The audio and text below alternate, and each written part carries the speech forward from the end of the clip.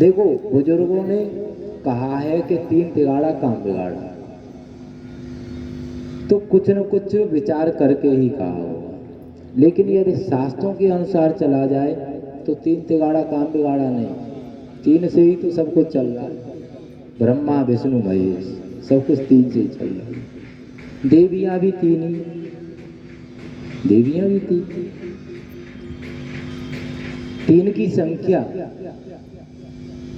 कुछ लोगों का मत होता है कि 3 की संख्या जो अशुभ होती है, लेकिन अशुभ नहीं। शास्त्रानुसार देखो तो कुछ भी अशुभ नहीं है, सब शुभ ही शुभ है। अशुभ क्या है? कलयुग क्या है? कुछ लोग कहते हैं कलयुग चल रहा है, कलयुग नहीं चल रहा है। आप निमंत्रण दे रहे हो किसको? दुराचारी को।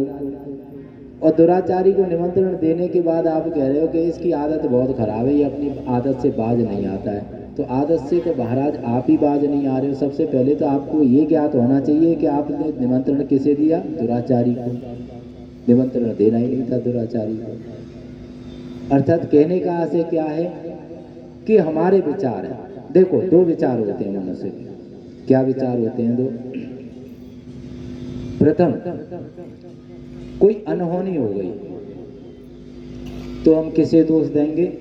भगवान को। भगवान को दोष देंगे। अरे देखो ध्यान से विचार करना, बहुत ध्यान से। कोई अनहोनी हो जाए तो हम क्या कहते हैं कि अरे भगवान ने ऐसा किया, बड़ा बुरा हुआ। वो तो बहुत भजन पूजा करने वाले थे, उनके साथ भगवान भी अपने भक्तों की बहुत परीक्षा लेता है, ऐसा ही कहते हैं, भगवान को दोष देते हैं। अब दूसरे विचार से देखो तो भक्त क्या कहते हैं? सब कुछ पहले से ही भाग्य में लिखा होता है। भगवान ने सब कुछ पहले से ही लिख दिया भाग्य। महाराज जब आप ये कह रहे हो कि सब कुछ पहले से ही लिख दिया है, और जो लिख दिया है उसे आप तो जान नहीं सकते, उसे वो जानता है। और ये आपको पता है, इतना आपको पूर्ण विश्वास है कि उसने पहले से ही भाग्य में लिख दिया है हमारे में कि क्या होना है क्या नहीं होना है। तो फिर मांग जात, ये दहेज, ये डिमांड क्यों करते हो मंदिरों में जाके कि भगवान ऐसा कर दे वैसा कर दे? एक तरफ आप कह रहे हो कि भगवान ने भाग्य में पहले ही लिख दिया है, दूसरी ओर आप देवालय शिवालय में जाके हाथ उठा के 10 रुपये का प्रसाद चढ़ा के धूप बत्ती लगा के फिर कहते हो कि प्रभु नौकरी लगवा दे या विवाह करा दे, जैसा जिसका भाव है। कहने का आशय ये है कि एक मत रहिए। एक मत कैसे रहिए? एक किनारे पर। आपको विश्वास है अपने आराध्य पर, मांगने की कोई आवश्यकता नहीं। बस मैं परेशान हूँ, कितना परेशान हूँ ये मैं जानता हूँ, और मुझसे अधिक, ऐसा नहीं है कि आप ही परेशान हो तो आप ही जानते हो, आपसे ज्यादा वो जानता है। और एक पते की बात बताएं, आप यदि ये विचार रखो अपने हृदय में कि हम परेशान हैं और भगवान हमारी सहायता नहीं कर रहा है, तो सबसे बड़ी मूर्खता ये आपकी है। क्यों है मूर्खता? क्योंकि भगवान आपकी इतनी सहायता करता है जिसकी कोई सीमा नहीं। देखो एक किसान था, एक किसान का क्या हिसाब था? कोई भी काम कर। अच्छा, जितने भी भक्त होते हैं वो अधिकांश 2 तरह के होते हैं भक्त। प्रथम, या तो वो निर्धन होंगे, खाने के लिए तबाह होंगे। द्वितीय, धन तो बहुत होगा लेकिन असुर प्रवृत्ति के होंगे। भक्तों की श्रेणी ये 2 अधिक पाई जाती है, 2 बहुत होते हैं। या तो निर्धन होंगे, और जो निर्धन होते हैं उनमें श्रद्धा बहुत होती है अपने आराध्य के प्रति, और जो असुर होते हैं श्रद्धा उनमें भी बहुत होती है, श्रद्धा की कमी उनमें भी नहीं होती, लेकिन प्रवृत्ति उनकी असुरों की होती है। तो एक निर्धन ब्राह्मण थे, एक ही पुत्र उनका, और एक उनकी स्त्री धर्मपत्नी, थोड़ी सी जमीन थी। प्रतिदिन उनका बस एक ही नारा, शिव राम राम शिव राम राम शिव राम राम शिव राम राम। कोई काम हो जाए उनके साथ में शिव राम राम, शिव ने किया है, अच्छा हुआ तो शिव ने किया, बुरा हुआ तो शिव ने किया। कहने का आशय ये था कि हर समय जैसे लकुलीश महाराज थे उसी प्रकार से वो थे, उल्टी सीधी कहने में भी पीछे नहीं हटते, उल्टी सीधी कहने में भी पीछे नहीं। और बात बात पे जाके मंदिर नजदीकी था, जैसे कि ये मकान है और यहाँ मंदिर है, बात बात पे जाके कोई बात हो जाती तुरंत मंदिर में प्रवेश करके, अरे तूने ऐसे कर दिया, जाने क्या समझते हो तुम, हम तो तुम्हारी पूजा कर करके परेशान है, तुम हमें दुखी दिया, अब क्या जान दे रहे, खूब उल्टी सीधी कह दी। एक बार क्या हुआ महाराज, खूब अच्छे दिन गुजर रहे थे। एक दिन अनायासी एक सर्प ने उनके पुत्र को डस लिया, एक ही पुत्र। अब जब पुत्र को डस लिया महाराज, चारों ओर हाहाकार मच गया। खेत पे ब्राह्मण के खबर पहुंची कि अरे पंडित आप यहाँ पर हो, आपके पुत्र को तो सांप ने डस लिया। कि सांप ने डस लिया कि हाँ, अब उसे कहाँ जाना चाहिए, घर पे पुत्र के पास। अब वो कहाँ पहुंच गया, मंदिर में, वो सीधा मंदिर में पहुंचा। अब वहां जाके कहता है, ये देख ले, हम वहां तुम्हारे पे गुणगान करने लग रहे हैं, तुम अजीब आदमी हो, तुमने लड़के को सांप पे खब्बा दिया है। अब मेरा एक ही तो लड़का ले दे के, दो चार देते अगर, और तुमने भेजना ही था सर्प को, तुमने भेज दिया कोई बात नहीं, लेकिन दो चार बच्चे देते फिर हमें। अब एक ही बच्चा दिया, उसमें तुमने सर्प पे डसवा दिया, कोई बात नहीं। अब वो तो इधर शिकायत कर रहा है, उधर वहां क्या हुआ कि एक राहगीर निकल के जा रहा था। उस राहगीर ने जब वहां पे भीड़ देखी तो राहगीर ने पूछा कि क्या हुआ भैया, कि अरे एक सर्प को डस गया है ब्राह्मण के पुत्र को, कि अगर आपकी इच्छा हो तो हम देख लें कि आप कर सकते हो। कि कर क्या सकते हैं, देखो प्रयत्न करने में क्या है, कि चलो देख ले। उन महाराज ने प्रयत्न किया, प्रयत्न सफल हुआ, बच्चा स्वस्थ हो गया, कुछ नहीं महाराज। अब आए, बच्चा को हंस खेल रहा था कि ये सही कैसे हो गया, कि पता नहीं एक सज्जन आए थे, उन्होंने कुछ मंत्र फूंके थे। अब उन्हें खुशी तो हुई, लेकिन अब किससे क्या करें, फिर पहुंच गए मंदिर। उनका तो वही ठिकाना, मंदिर जाके तो तुम तो बैठे ही रहो, वो तो अच्छा हुआ जाने कौन आ गया, उसने बचा दिए प्राण, नहीं तो मैं तो आज बिना लड़के का रह जाता। मैं थोड़ी सी तो कृपा करो प्रभु, मैं मानता हूँ मेरे पास देने को कुछ नहीं है, लेकिन थोड़ी सी तो कृपा करो, इतना मुझ पे प्रेशर न डालो कि मैं आपका नाम न ले पाऊँ। कुछ नहीं महाराज। कुछ माह बाद वो ब्राह्मण गए कहाँ, बाजार गए कुछ सामग्री लेने के लिए। अब वहां पे बाजार में खड़े हुए थे, और जब खड़े हुए थे तो एक बैल सांड दौड़ता हुआ, भगवा कलर पहने थे। अब भगवा कलर को देख के तो बैल वैसे भी भड़क जाता है। अब वो दौड़ के ब्राह्मण की तरफ आ रहा है। किसी ने कहा कि अरे पंडित जी देखो बैल आ रहा है। पंडित जी ने सुना नहीं। पंडित जी ने जब सुना नहीं तो एक सज्जन आए और उन्होंने पंडित जी को धक्का दे दिया, बैल यूं निकल गया, पंडित जी गिर गए, उनके चोट लग गई। पंडित जी का फिर मूड खराब हो गया। सामग्री तो ली नहीं, वो पहुंच गए मंदिर में। अब तो तुम हमें लग रहा है प्राणी लेके रहोगे हमारी, और अपने इन्हें नंदी महाराज को संभाल के रखा करो, मेरे प्राण ले लिए होते इन्होंने, इन्हें कोई और मिला ही नहीं। अरे कम से कम स्टाफ को तो पहचानो भाई, स्टाफ को तो पहचानो कम से कम, बात भी सही है, स्टाफ को तो पहचानो, तुम तो स्टाफ पर ही आक्रमण कर रहे हो। कुछ नहीं महाराज। समय आया, गेहूं की खेती हुई, गेहूं की जो फसल हुई थी, ब्राह्मण के खेत में ऐसी फसल हुई कि आसपास के जितने भी नगर थे, किसी के यहाँ एक बोरी अनाज न निकले, ऐसी फसल हुई। किसी के भी यहाँ एक बोरी अनाज न मिले, लेकिन ब्राह्मण के यहाँ फसल ऐसी हुई कि एक बोरी क्या, देवाय देव महादेव की कृपा से ट्रकों के ट्रक भर जाए, उनकी फसल इतनी अच्छी हुई।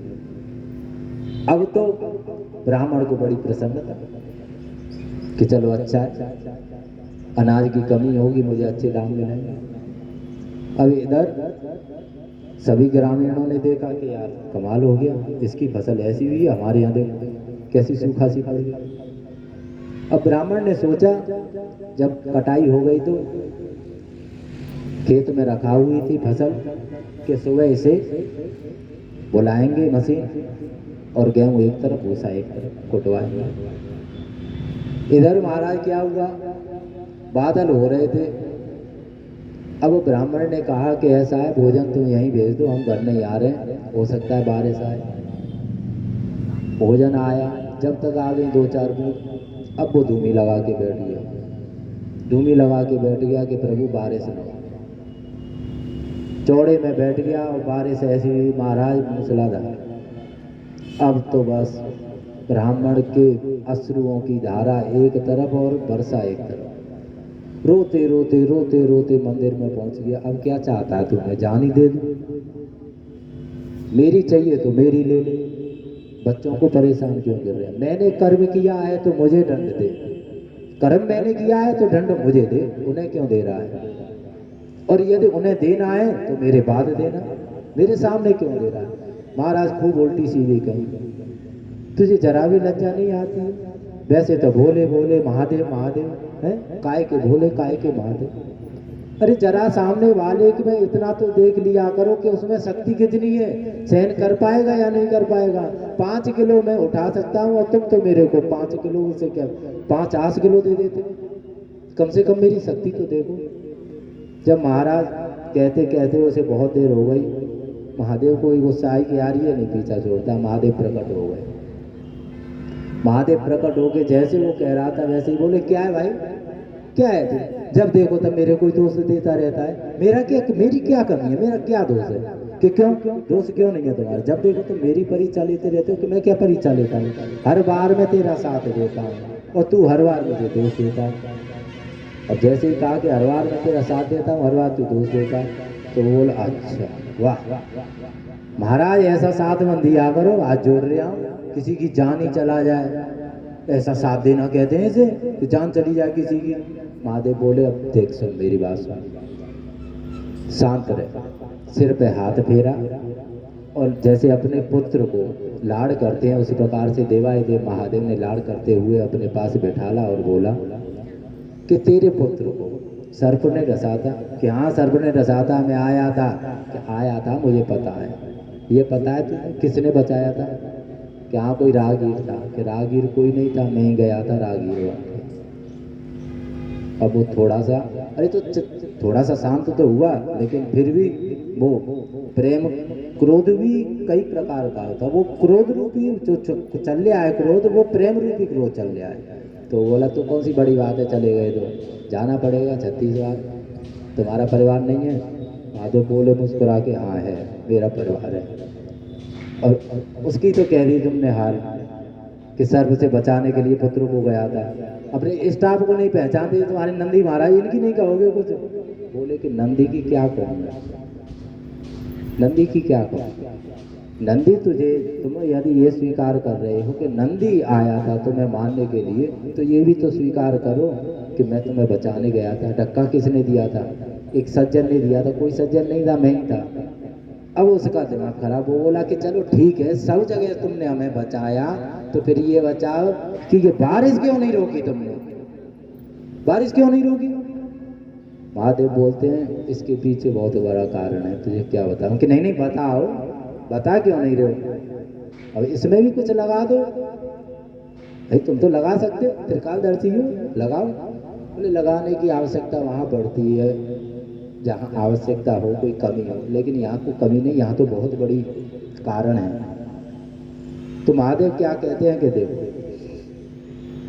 सारे नगरों में फसल जो हुई है वो किसकी हुई है? अच्छी तुम्हारी हुई है। कि हाँ, कि यही कारण है सबसे बड़ा।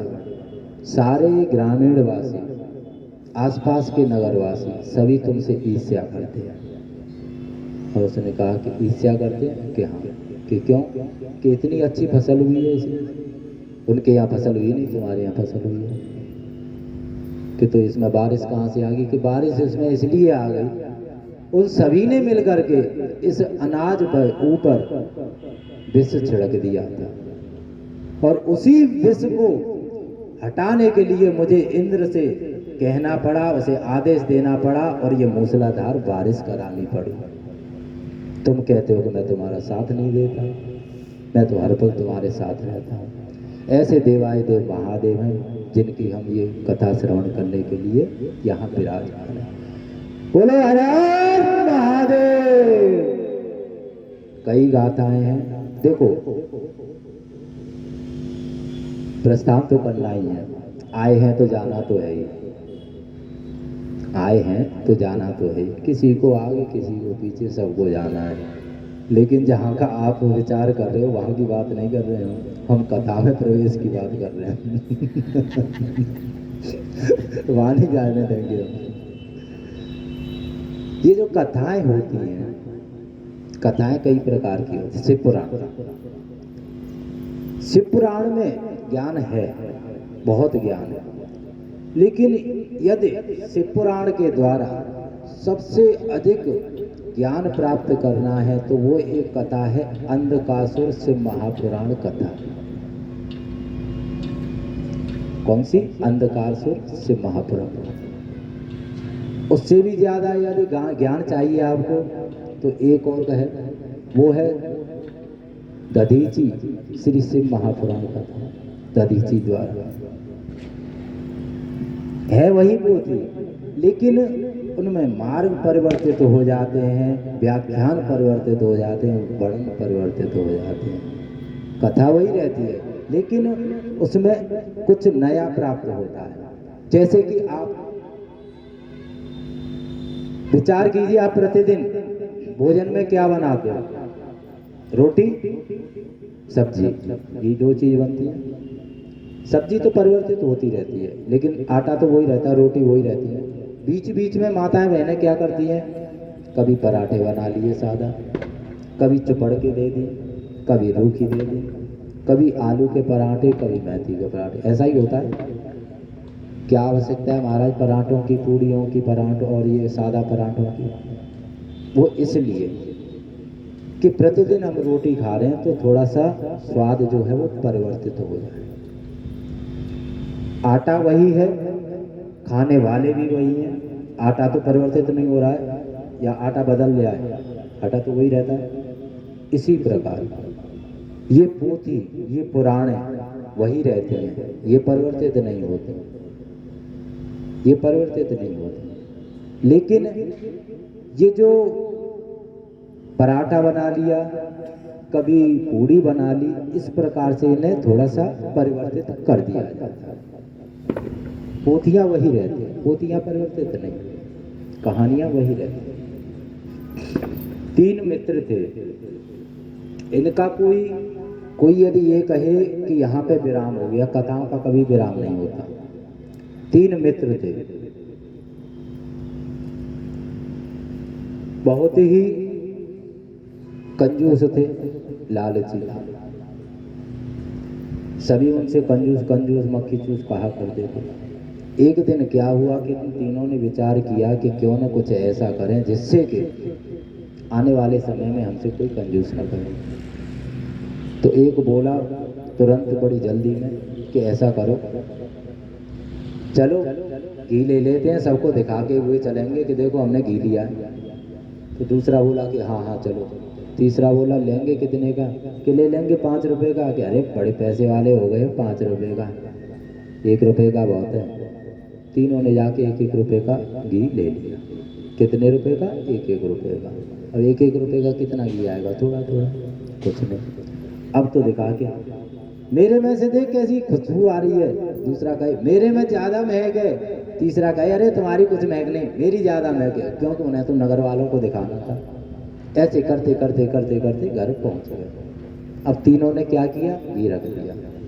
रोजाना वार्तालाप होते। एक दिन पंचायत सी लगी हुई थी, तो तीनों बोलते हैं कि क्यों भाई इतने दिन हो गए, महीना हो गए, ये बताओ घी किसका खत्म हो गया?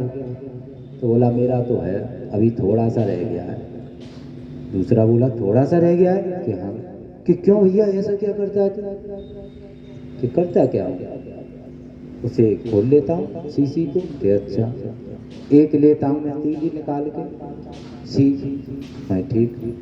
रोटियां जो पकती हैं, पकाती है धर्मपत्नी, उन्हें एकत्रित कर लेता हूँ। कि ठीक। और तीली को उसमें डुबाता हूँ, यूँ डुबा के, और फिर रोटियों में यूँ पार कर देता हूँ, जैसे सुई पार करते हैं कपड़े में, इस प्रकार से। क्या? ऐसे मैं तो भैया घिस लेता हूँ रोटियों को, चिपड़ लेता हूँ। दूसरा बोला बहुत बहुत पैसे वाले हो गए भाई, बड़े खर्चीले हो गए हो तो। इतने पे भी क्या कह रहा है, बहुत खर्चीले हो गए हो।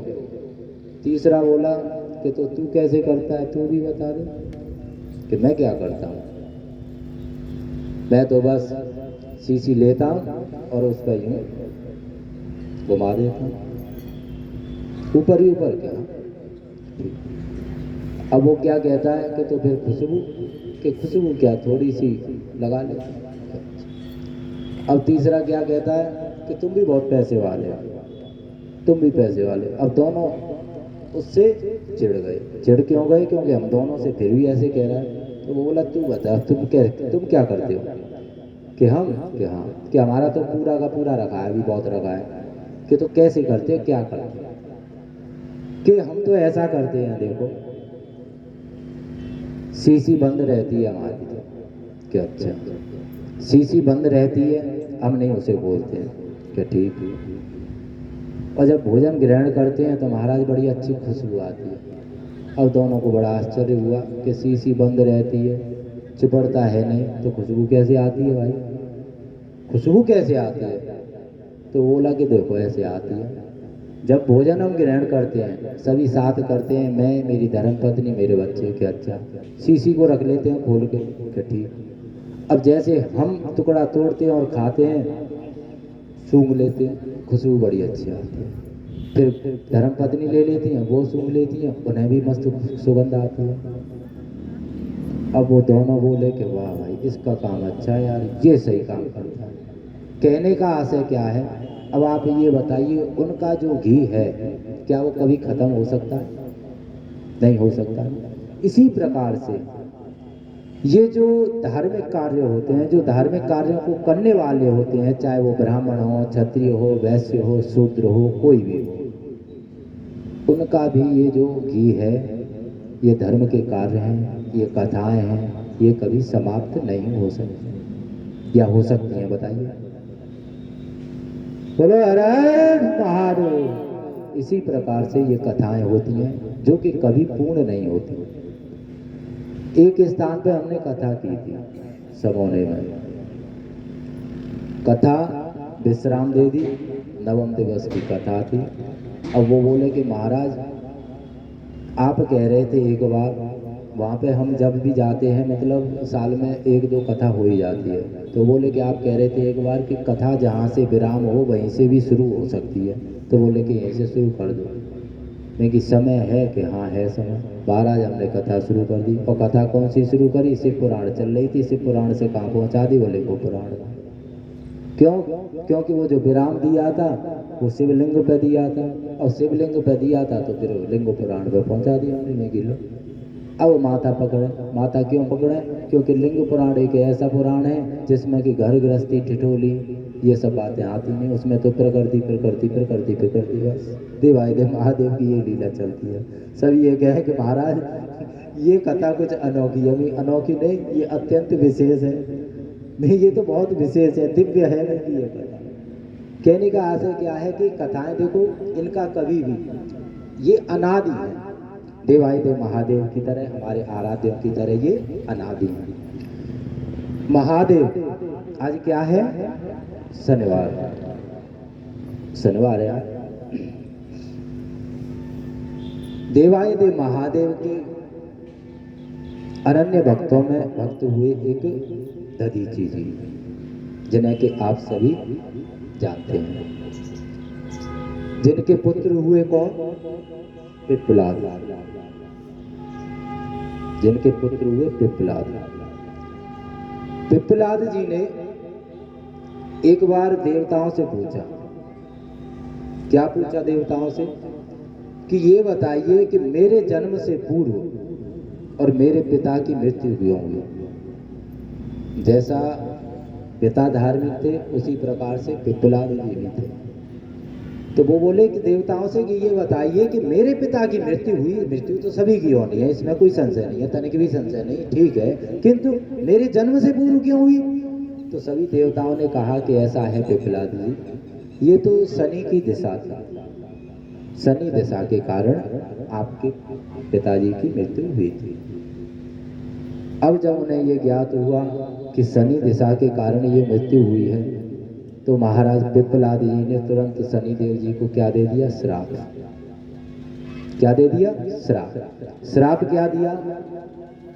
कि मैं तुम्हें श्राप देता हूं शनिदेव, 16 वर्ष की आयु तक तुम्हारा प्रभाव किसी भी पुत्र या पुत्री पर नहीं पड़ेगा। और आज भी ये श्राप फलित है, ये श्राप आज भी कार्य करता है। ये पिप्पलाद जी थे कौन? दधीची जी के पुत्र।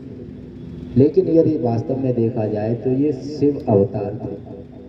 बोलो पिप्पलाद महादेव की जय।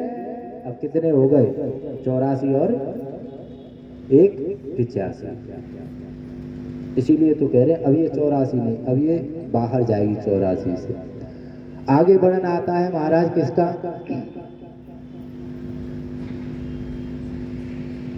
भोलेनाथ, जिन्हें हम नंदी भी कहते हैं।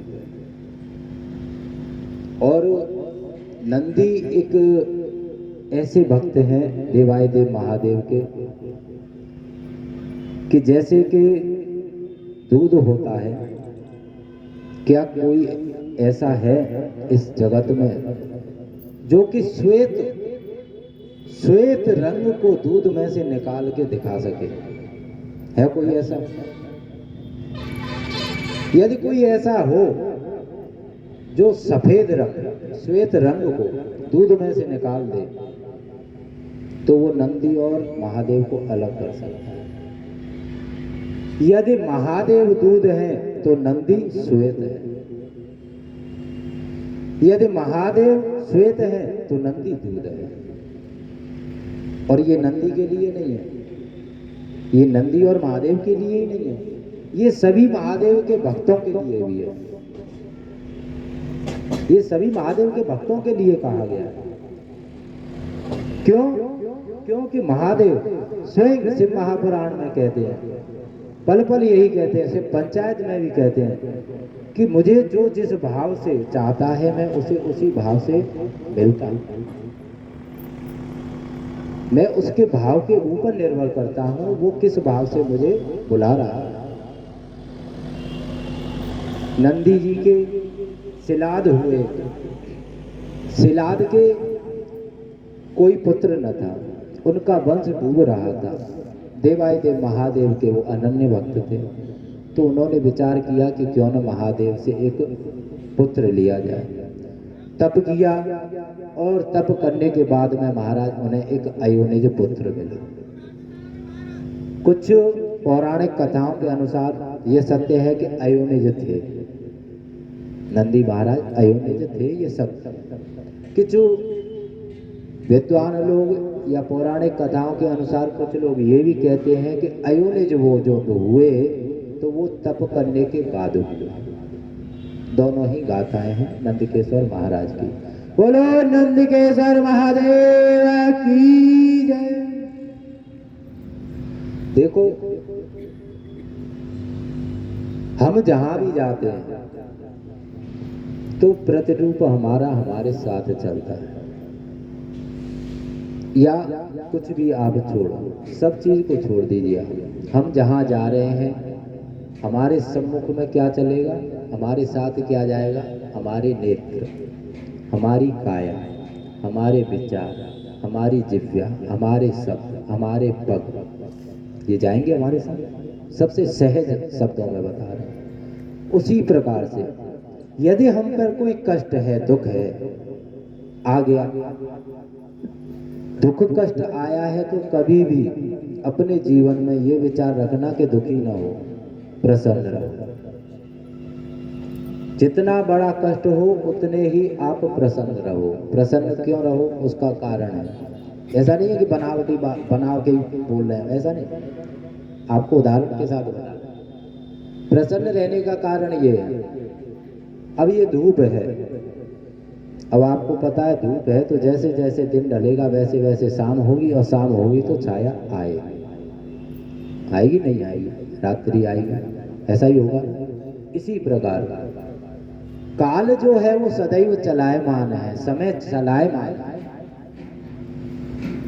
काल चलायमान। दुख है, इससे ये सिद्ध होता है कि दुख जाएगा तो अवश्य ही प्रसन्नता आएगी, इसलिए दुख में प्रसन्न रहो। अब देखो, जब प्रसन्नता आए तो कभी भी प्रसन्न न रहो, प्रसन्नता आ रही है तो प्रसन्न न रहो, फिर भगवान का भजन करो। क्यों करो?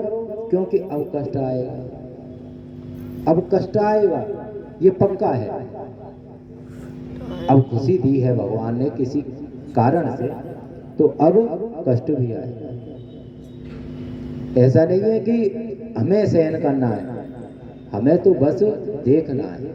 सहन करने की शक्ति तो वही देगा, क्योंकि प्रतिपल प्रतिरूप में वो हमारे साथ रहता है। और इसीलिए लोग कहते हैं, क्या कहते हैं लोग महाराज? भोलेनाथ जो मेरे साथ है, बोलो डरने की क्या बात है। भोलेनाथ जो मेरे साथ है, बोलो डरने की क्या बात है। इसके रहते कोई कुछ भी कहे, बोलो किसकी क्या औकात है। इसके रहते कोई कुछ भी कहे, बोलो किसकी क्या औकात है। भोलेनाथ जो मेरे साथ है, बोलो डरने की क्या बात है। भोलेनाथ जो मेरे साथ है, बोलो डरने की क्या बात है। भोलेनाथ जो मेरे साथ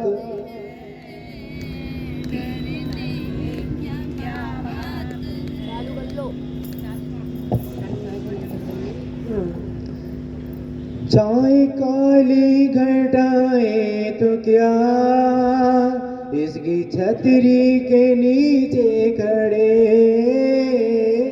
काली घटा है क्या, हमें इसके नीचे खड़े। चाहे काली घटाएं तो क्या, इसकी छतरी के नीचे खड़े। आगे आगे ये चलता मेरे, हम तो भोले के पीछे पड़े। भोलेनाथ जो मेरे साथ है, डरने की क्या बात है। भोलेनाथ मेरे साथ, बोलो डरने की क्या बात है। इसकी महिमा का वर्णन करूं, मेरी वाणी में वो दम नहीं। देखो, इसकी महिमा का वर्णन करो, मेरी वाणी में वो दम नहीं। अर्थात करूं, कहने का आशय क्या है कि इसकी महिमा का वर्णन हम कर सकें, इतना सामर्थ्य हमारी वाणी में, हमारे तन में, हमारे भाव में, हमारी श्रद्धा में नहीं। इसकी महिमा का वर्णन करूं, मेरी वाणी में वो दम नहीं। जिसे इसका सहारा मिला, फिर सताए कोई गम नहीं। भोलेनाथ जो मेरे साथ है, बोलो डरने की क्या बात है। क्यों मैं भटकूं यहाँ से वहाँ, इनके चरणों में जब बैठना। भटकूं यहाँ से वहाँ, इनके चरणों में मिल जाती। क्यों मैं भटकूं यहाँ से वहाँ, इनके चरणों में जब बैठना। झूठे जग के ये रिश्ते सभी, मेरा भोले से रिश्ता बना। भोलेनाथ जो मेरे साथ है, बोलो डरने की क्या बात है, भोलेनाथ जो मेरे साथ है, बोलो डरने की क्या बात है। महादेव महादेव हर हर महादेव।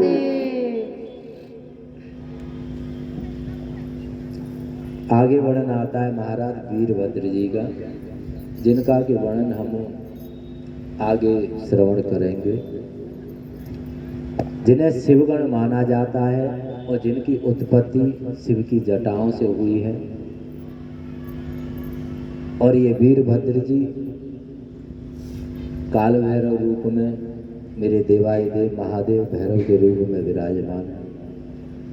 बोलो वीरभद्र महादेव की जय।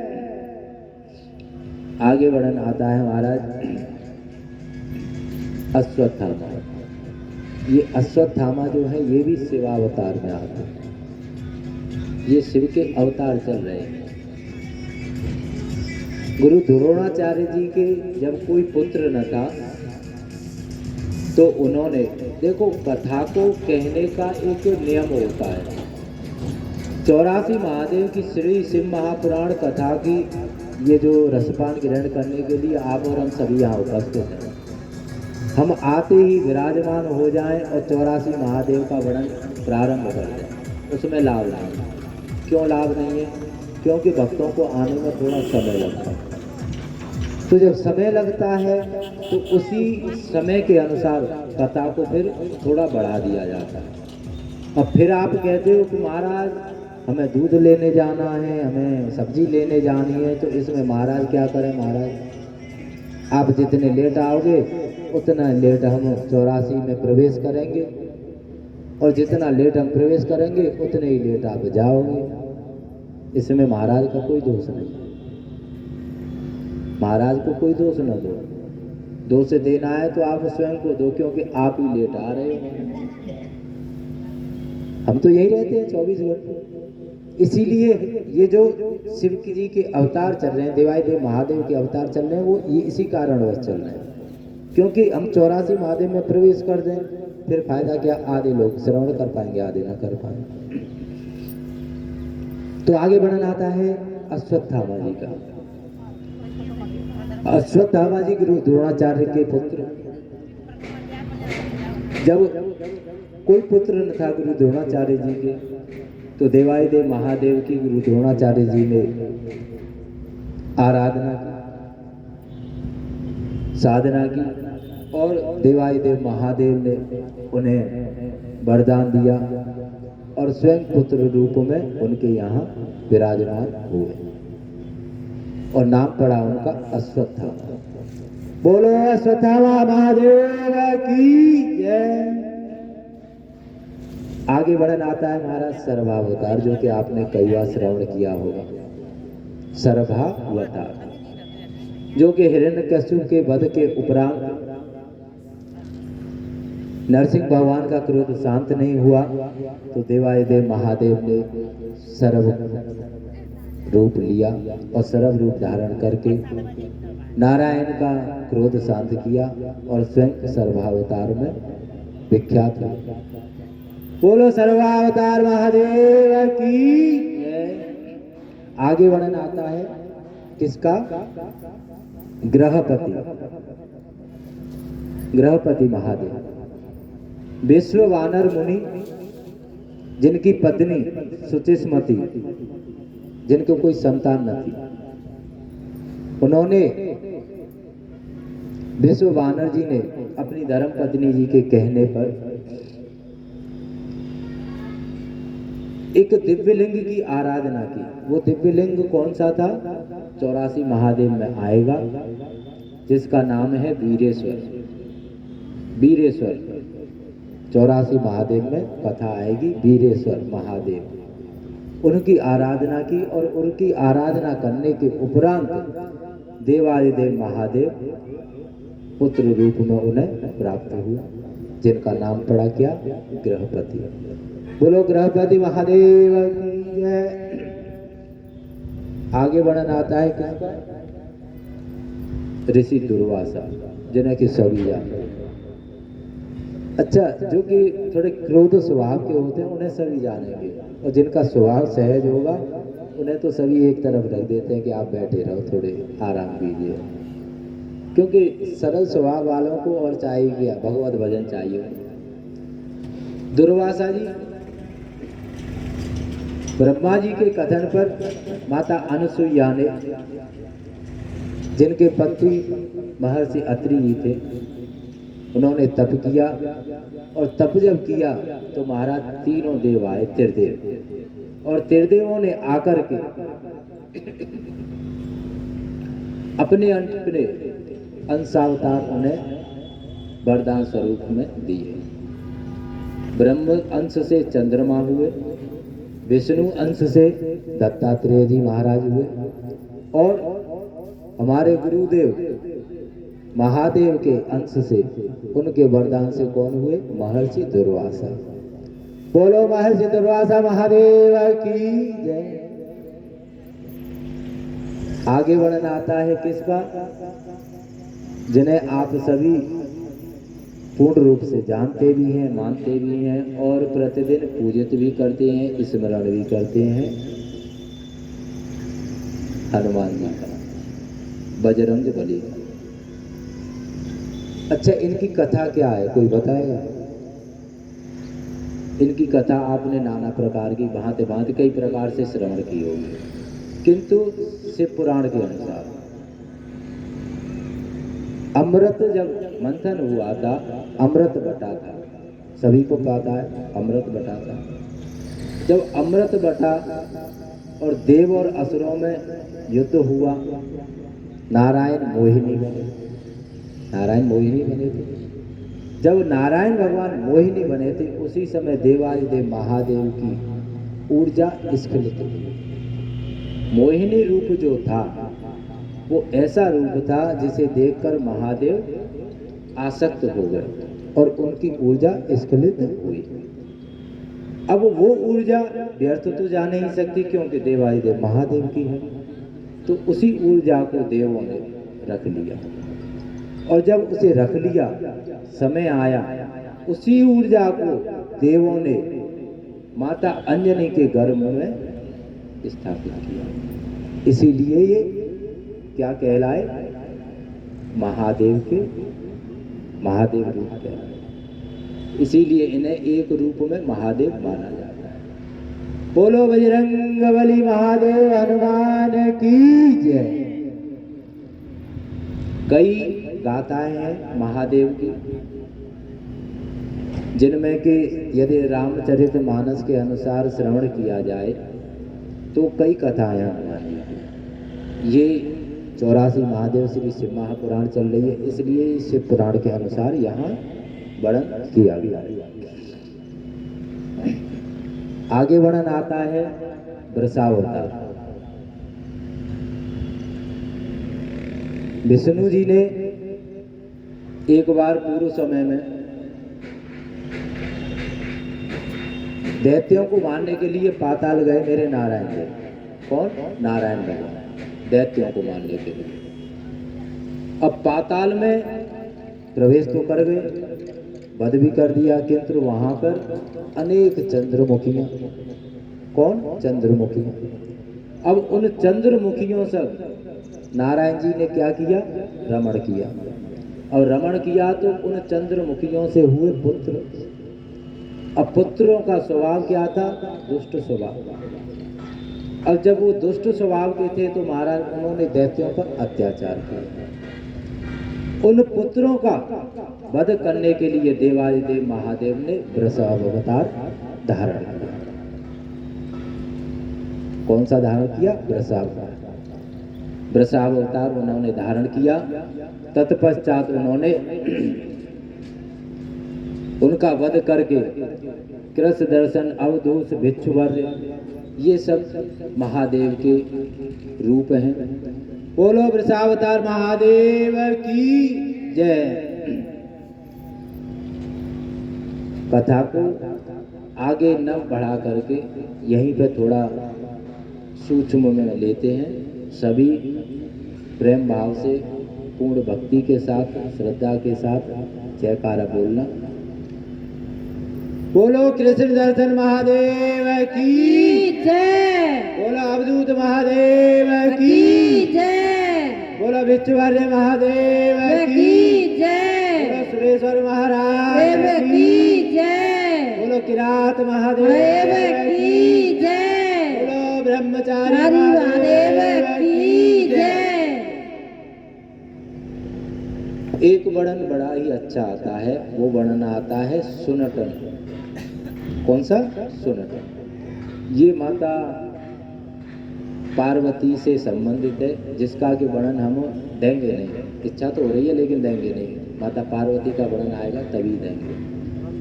फिलहाल थोड़ा सा एक बूंद से ही काम चला लेते हैं जयकारा लेकर के। बोलो सुनटन महाराज की जय। अब आता है महाराज अंतिम वर्णन। पूर्व समय में देखो, अमृतपान करके देवों को हुआ अहंकार। अहंकार तो होता ही है। उन्हें अहंकार क्या हुआ कि हम तो अमर हो गए, अमृतपान कर लिया। जब अहंकार उनका प्रबल हुआ, बहुत अधिक बढ़ गया, तो देवाधिदेव महादेव को क्रोध आया और क्रोध में आकर के उन्होंने एक तिनका रख दिया उनके सामने। अग्निदेव से कहा कि तुम जला सकते हो तो इसे जला दो, यदि तुम इसे जला सकते हो तो जला दो। वायुदेव से कहा कि यदि आप इसे उड़ा सकते हो तो आप इसे उड़ा दो। महाराज सभी ने बहुत प्रयास किया किंतु कोई भी सफल न हुआ। इसी प्रसंग में चाहो तो इसे यहाँ अधिकांश लोग यहीं पर विराम देते हैं, किंतु इसी प्रसंग को हम आगे बढ़ा करके, उसी समय एक असुर हुए। असुर कौन हुए? गजासुर और महिषासुर। अच्छा, रंभासुर था असुर। वास्तव में देखा जाए तो असुर था रंभासुर। भैंस से उसने उत्पत्ति हुई थी, उसने जन्म जो लिया था भैंस से लिया था, इसीलिए उसका नाम क्या पड़ा? महिषासुर। अब महिषासुर जो था उसने तप किया और तप करके उसने वर पाया कि नर व पशु से मेरे को मृत्यु प्राप्त न हो। किससे? नर और पशु से। अब नर पशु से उसने वरदान प्राप्त कर लिया कि इनसे मुझे मृत्यु प्राप्त न हो। तत्पश्चात अहंकार उसका बढ़ा और उसने सभी को प्रताड़ित किया, सभी को कष्ट देना उसने प्रारंभ किया। देव, यक्ष, गंधर्व, धर्मात्मा, संत, मुनि सभी को। अब त्रिदेवों ने विचार किया कि इसका वध कौन करे। देवाधिदेव महादेव से कहा गया तो महादेव बोले कि वरदान तो तुमने दिया है कि नर से मृत्यु प्राप्त नहीं होगी, पशु से इसे मृत्यु प्राप्त न होगी, तो इसमें हम क्या करें। तो महादेव कहते हैं कि ऐसा है, त्रिदेव मिलकर के इसका वध करो। तो त्रिदेव कैसे करते हैं उसका? ये कहाँ से है मालूम है? ये आपका प्रवेश चल रहा है देवी भागवत में। ये देवी भागवत की कथा है, महिषासुर मर्दिनी। तो त्रिदेवों ने अपनी मुखाग्नि से, तीनों देवों ने अपनी मुखाग्नि से एक स्त्री, एक कन्या को प्रकट किया। अब जब वो कन्या प्रकट हुई तो उसे शस्त्र दिए सभी ने, शस्त्र भी दिए सभी ने। देवाधिदेव महादेव ने अपनी शक्ति दी, अग्निदेव ने अपनी दी, वायुदेव ने अपनी, वरुण देव ने अपनी, इंद्रदेव ने अपनी, नारायण ने अपनी। इसी प्रकार सभी ने अपनी उसे शक्तियां प्रदान की। तत्पश्चात उस माता ने महिषासुर का वध किया और उसी समय से उनका नाम पड़ा क्या? महिषासुर मर्दिनी। बोलो महिषासुर मर्दिनी मात की जय। अब उनका पुत्र कौन था? गजासुर। गजासुर को ये बात उसे क्या, किसी को भी हजम न होगी। भाई सभी को देखो क्रोध तो आता ही है कि मेरे पिता का वध किया है। अब उस पर कोई चारा तो था नहीं, तो उसने क्या किया, उसने फिर ब्रह्मदेव का तप किया और तप करके महाराज वरदान प्राप्त किया। और वरदान क्या प्राप्त किया, गजासुर ने ब्रह्मदेव से कहा कि मुझे ऐसा वरदान दीजिए प्रभु, हे ब्रह्मदेव ऐसा वरदान दीजिए मुझे कि मैं किसी कामी स्त्री पुरुष द्वारा मुझे मृत्यु प्राप्त न हो। किसके द्वारा मृत्यु प्राप्त न हो, कामी स्त्री या पुरुष के द्वारा। महाराज सभी प्रताड़ित हुए, क्योंकि वरदान देने वाले ब्रह्मा जी वरदान दे दिया। अब उसने क्या किया, देवों को देखो विचार बड़े ही गहनता से श्रवण करना, देवताओं को परेशान किया, महादेव ने कोई एक्शन नहीं लिया। धर्मात्माओं को परेशान किया, महादेव ने कोई एक्शन नहीं लिया। संतों को परेशान किया, महादेव ने कोई एक्शन नहीं लिया। सभी को परेशान किया, महादेव ने कोई एक्शन नहीं लिया। लेकिन जैसे ही गजासुर की दृष्टि पड़ी कहाँ पर, काशी की नगरी पर, महादेव को तुरंत एक्शन ले लिया। क्यों, काशी में महादेव नहीं है। आप और हम कहते हैं महादेव काशी में, काशी में महादेव नहीं है। महादेव काशी में नहीं है, काशी महादेव में है। सत्य तो ये है, काशी महादेव के अंदर है। काशी आत्मा है महादेव की। इसीलिए शास्त्र कहता है कि महादेव काशी में नहीं है, काशी महादेव के अंदर है। तो महाराज देवादिदेव महादेव ने, देखो विचार करना कितनी अच्छी कथा है। कथा कहाँ से आई थी, कैसे आई थी, इसमें गजासुर महिषासुर का वध हो गया, महिषासुर से अब गजासुर चल रहा है। अब गजासुर से देखो, अब गजासुर की क्या वो होता है। गजासुर महाराज जब काशी विश्वनाथ पर, काशी की नगरी पर दृष्टि डाली तो देवादिदेव महादेव को क्रोध आया। और जब उन्हें क्रोध आया तो महाराज देवादिदेव महादेव ने अपना त्रिशूल उठाकर उससे माला की तरह पिरो लिया, और पिरो लिया महाराज, उसे त्रिशूल में पिरो करके उसका वध कर दिया।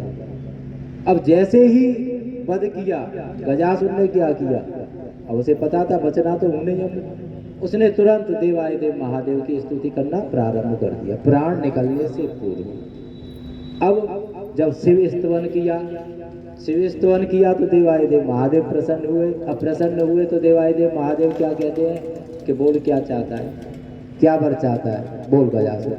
अब क्या कहता है गजासुर, कौन था, असुर। किसका पुत्र था, महिषासुर का। अब क्या कहता है महादेव से कि प्रभु देखो मैं असुर प्रवृत्ति का व्यक्ति, असुर मुक्ति तो अब मेरी हो गई।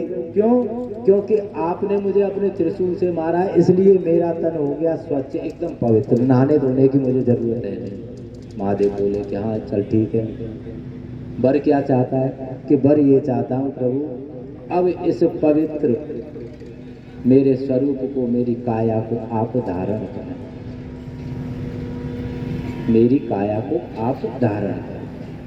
तत्पश्चात देवादिदेव महादेव आज भी आप चले जाइए काशी में, काशी में आप जाओगे तो वहाँ पर आपको एक दिव्य लिंग मिलेगा जिसका नाम है कृतवासेश्वर। क्या नाम है, कृतवासेश्वर। ये गजायु है, लिंग रूप में परिवर्तन कर दिया देवादिदेव महादेव ने। कौन था, असुर। और अंतिम समय में उसने अपने विवेक से कार्य किया, और उसी विवेक के कारण आज वो महादेव के स्थान के, महादेव के नाम से पूजित है। ऐसी देवादिदेव महादेव की गाथा है हमारे, जो कि अवधर दानी है, तुरंत ही प्रसन्न होने वाले हैं। अब 84 महादेव में प्रवेश से पूर्व एक छोटी सी स्तुति कहो, भजन कहो, जो भी कहो आप लोग, यदि आप लोग गाना चाहें तो माइक ले लीजिए, गाना चाहें तो माइक ले लीजिए, और थोड़ा जोर से सुनो। देखो ये आवश्यक नहीं है कि आप पूर्ण गाओ, जहां आप रिपीट में गाया करो, बस रिपीट में, वही काफी है। और जोर जोर से बोलना।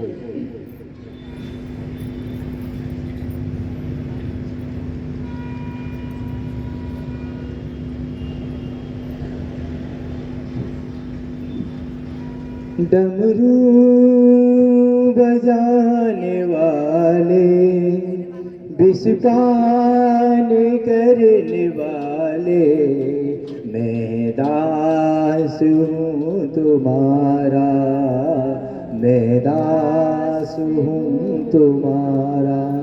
डमरू बजाने वाले, विषपान करने वाले, मैं दास हूँ तुम्हारा, मैं दास हूँ तुम्हारा।